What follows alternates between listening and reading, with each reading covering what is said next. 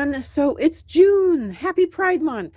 And so this piece of artwork, you would think that I would want to do it with, in my mind, the obvious, my soft pastels, because they can cover the most amount of area with the most intense and deep amount of color. But I was having so much trouble with colors bleeding over into areas that I didn't want it to. I gave up and decided, why not go ahead and do this with my first and maybe my only love, other than maybe colored pencils, crayons.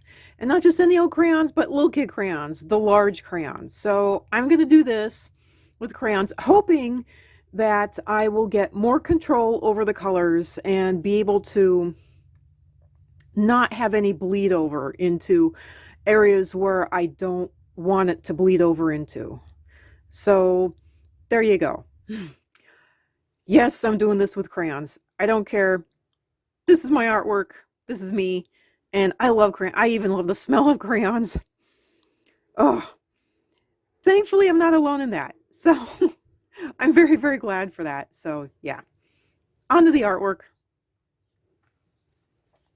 So, hello everyone. Yes, this is me in voiceover, and I hope that I am loud enough so that you can hear me. Thankfully, it's a nice, still, and quiet day, but very stuffy and humid too. So, I hope that that is conducive to me actually doing voiceover here. So yeah, first off, I want to point out the obvious and glaring fact that this is in portrait mode. I did not know that I filmed this in portrait mode. As far as I knew, this was in landscape mode. So I just, right off the bat, I want to apologize for that. And so it turns out that these crayons, I actually got them in the year 2000, between the year 2000 and 2004 at the latest. But these triangle crayons, I actually got them within the past 10 years, 15 years at the most. So literally, the washable Crayola crayons, those are the oldest. And this is me. I had just found out that the washable Crayola crayons, which were my absolute favorite, and they were, because they were the most blendable, they were absolutely, the colors were absolutely gorgeous, and they were the most blendable. I absolutely love the washable crayons. Turns out that the red had morphed, the indigo, as they called it, had morphed, and some of the other colors had morphed, and they had morphed so badly that they have completely faded out. And so I was finding that out here, and I ended up finding out that I had to use these, newer triangular crayons that I had managed to get my hands on. I actually bought myself here quite a while ago now. The washable Crayola crayons, I had actually gotten them from either my niece or someone who I had been babysitting for, and they had grown up and they didn't want it anymore, and I was making YouTube videos, and I was like, oh, I can probably use this. And so, I mean, one of those kind of situations, it ends up landing in your lap. So, but I ended up finding out that I absolutely love the washable Crayola crayons, and, and then I end up losing them. So I end up buying myself another box here. So it turns out that the newer crayons that are not washable, but they are triangular and they're made to not roll, or at least that's the way that they were advertised. It was like one of these, school advertisement sort of things, and they were selling all these school supplies at the beginning of the year, and so I decided, oh, why not? They're so cheap. They're like less than 50 cents at the time. I was like, oh, I'll definitely buy that, because I'm an artist and I can't help myself. So I'm still glad that I got these to this day, because I wouldn't be able to color in this flag otherwise. I would have actually had to stop everything and figure out something else. I probably would have gone with oil pastels, because I actually have some Crayola water-soluble oil pastels, and I absolutely love those too. They're really, really blendable, and I really need to use them while they're still viable, while they haven't morphed or tainted in color. Because I found out that all of these items, they're almost like foodstuffs. They actually have an expiration date, and you need to use them before their expiration date, and you don't know when they're going to go bad. Because they last so much longer, because they're not a food item. They can actually be good for about 25 years, but then right around the 30-year mark, right around the 40 to 50-year mark, they're no longer good anymore. no matter what they are, whether, and not just kids supplies, but, professional items, because I've actually run into, I've used old stuff that is literally 50 years old, and it's nowhere near as good as, doesn't matter what it is, Prismacolor, Caran d'Ache or Caran d'Ache or however you say that. That stuff seems to fade the worst and the most. So yeah. And I don't know. I don't know what's going on with all these colors that are supposed to be light, fast, and archival, and they're just not, they're just flat out not. I've used stuff from the 70s, I've used stuff from the 1950s, I've used stuff from the 60s and 80s, and, 1960s, 1980s, and, they're not in as good quality or as good shape, even though they, a lot of these things have been packed up and totally untouched by the original owners. They're nowhere near as good as the stuff that was at least in the year 2000 to the year 2008. When I was buying my art supplies, they weren't anywhere near in as good a quality as anything that I got in the year, literally in the year 1998 to the year 2008. That stuff at that point in time was the best quality and the highest quality at that point in time. But now in the year 2024 and 2023, I'm finding out that everything that I bought in the, 1998 through, 2008,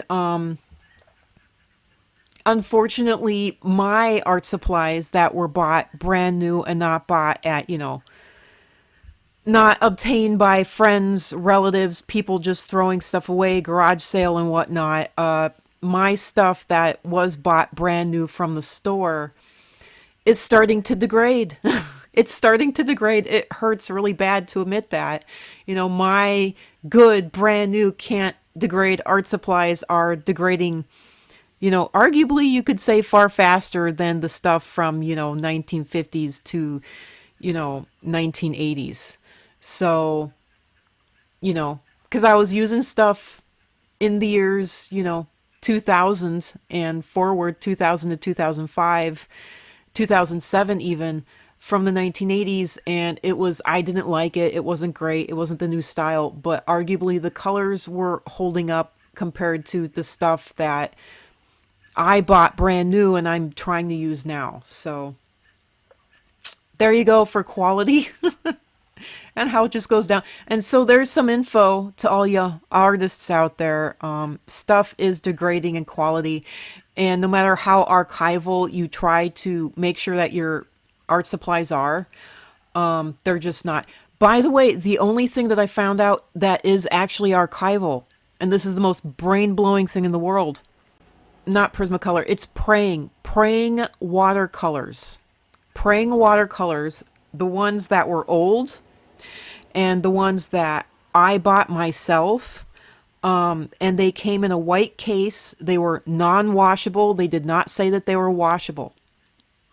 Praying watercolors and koi, the Japanese KOI, travel watercolors. These are the only two things that I've come across that have been truly archival and that have lasted beyond acrylic paint, beyond oil paints, beyond colored pencil. Colored pencil fades. Colored pencil fades. No matter how old the art supply is, no matter how long I've actually done paintings that I've locked up in cabinets and have not seen, the light of day or artificial light, and they have faded and morphed. And the only thing that has not, and I finally did a sun test on all of these art items, and the only ones that have held up to the test of time and to the test of even blinding, beating on it sunlight. And by the way, when I did these tests, I had another channel called Hobby Hermit, but when I did these tests, I actually, I had to make the caveat here of even house paint that is left outside and that is beaten on for a good 20 years by the southern light. House paint doesn't last 10 years. house paint doesn't last past the really tough ones. They don't last past 15 years. At the 15-year mark, they are almost all fading, if not completely faded. They are definitely starting to fade, and they are starting to crack at the 15-year mark. And I did a fade test on all the watercolors. I was doing a fade test on all my colored pencils. The colored pencils didn't make it. Not a single colored pencil made it, no matter how expensive. Caran d'Ache was the worst fader, the worst out of all of them. Prismacolor faded and morphed. Crayons faded and morphed. Apple Barrel acrylic paints, they lasted the best, but they faded and morphed themselves.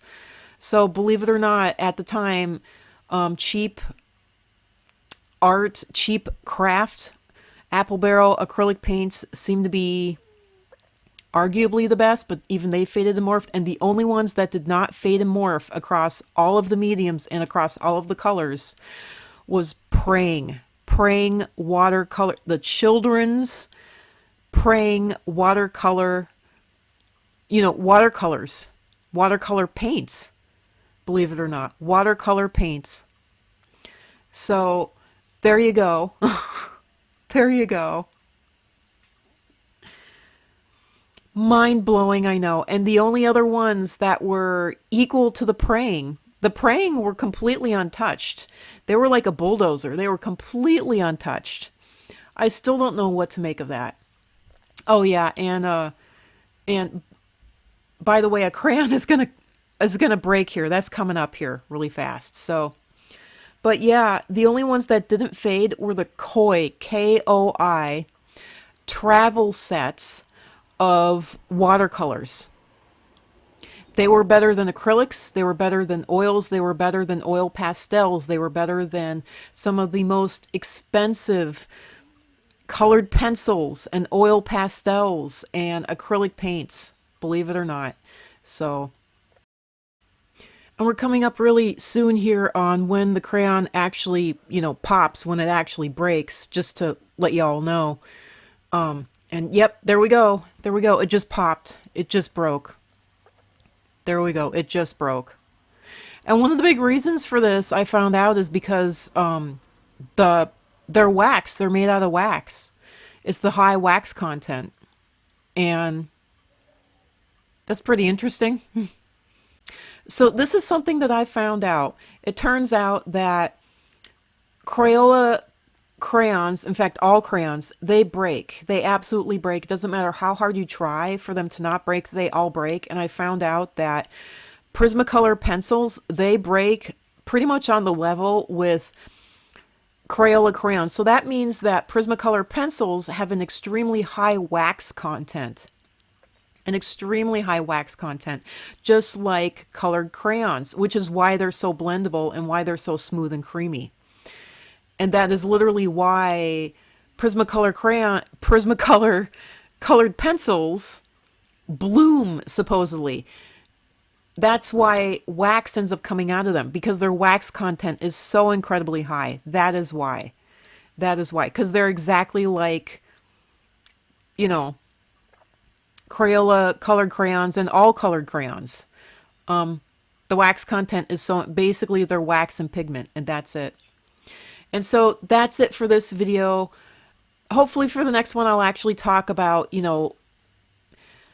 lesbian, gay, bi, transgender, asexual, questioning, and queered, and two-souled stuff. And I'm sorry that this was filmed in portrait. And on to the next video. Bye for now.